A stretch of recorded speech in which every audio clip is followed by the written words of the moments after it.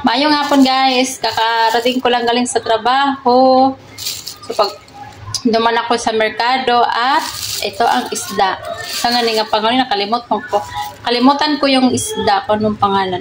So bumili ako ng chili green, tapos lemongrass, tapos sakto ote si Princess. So kailangan niya mag-ulam ng isda na tinulang isda.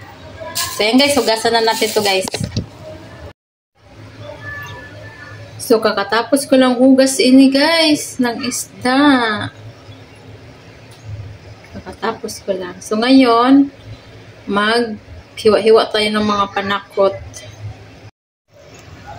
Itong 4 na piraso, ito yung sasabawan ko. Tapos ito, yung natira, piprituhin ko to kasi baon ko bukas. Ayan.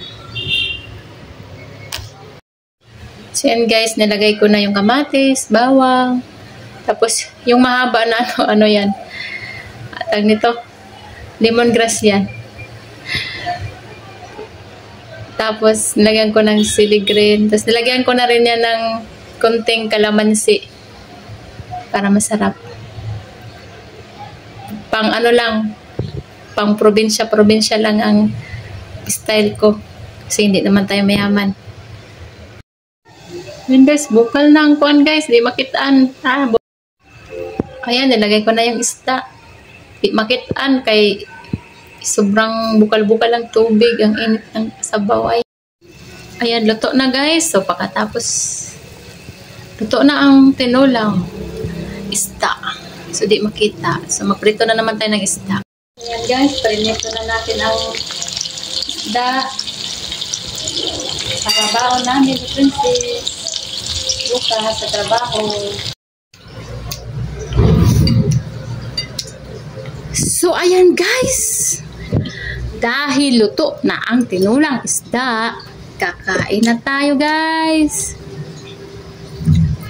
Salamat sa mga nag-subscribe sa aking YouTube channel. Thank you so much sa inyong suporta guys.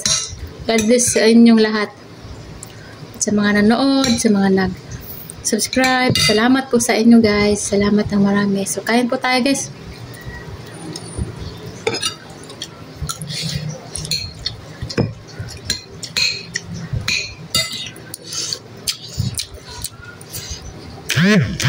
Ano ba sa medyo ko? Wala kang tingala?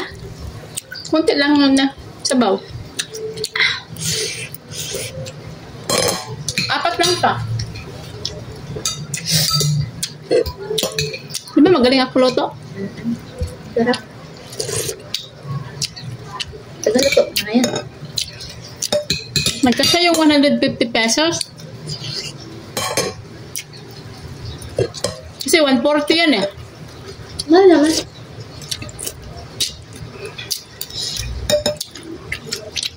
$140 yung isda.